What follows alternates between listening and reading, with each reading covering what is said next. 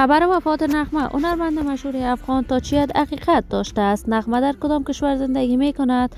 افشای حقایق و رازهای پشت پرده درباره زندگی نغمه هنرمند مشهور افغان. نغمه مصروف چی کارباری است؟ وی چرا از همسر دومش جدا شده است؟ حقایق و ناگفتنی های تازه درباره این هنرمند محبوب و مطرح افغان. من در این ویدیو پیرامون حقایق همین ماجرا خواهم پرداخت. پس در ادامه با کانال دنیا اینفو باشید.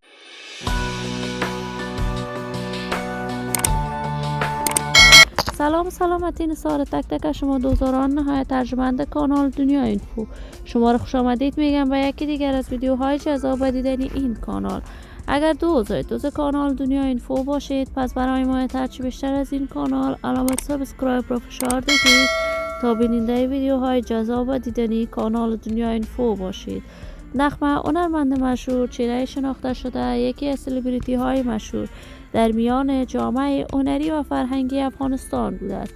علاقمندان و دوستداران خاص خودش را دارد. نغمه آهنگ های فراوان در میان مردم افغانستان سروده است. آهنگهایش مورد حمایت گسترده افغان ها قرار گرفته است. وی اصالتا پشتون است ولی بزرگ شده شهر زیبای کابل است.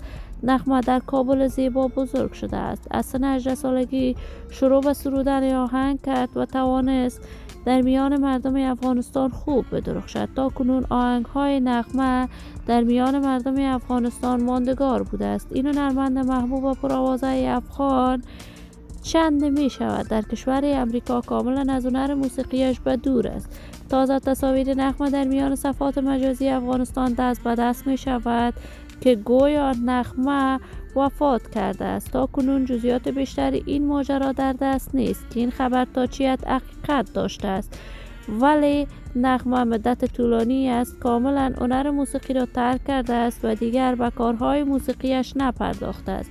دلیل دوری نغمه تا کنون معلوم نیست، اما خبرها مبنی بر این که نغمه از همسر دومش هم جدا شده است حقیقت نداشته است.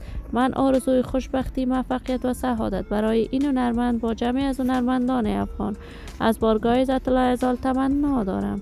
عزیزان و همراهان ارجمند کانال دنیا اینفو، نظریاتتان را در بخش کامنت با من شریک بسازید. این ویدیو را با علاقه‌مندان و دوستان نغمه به اشتراک بگذارید. اگر دوست کانال دنیا اینفو باشید پس برای ما هرچی بیشتر از این کانال علامت سابسکرایب را فشار دهید. تا درود دیگر، بدرود.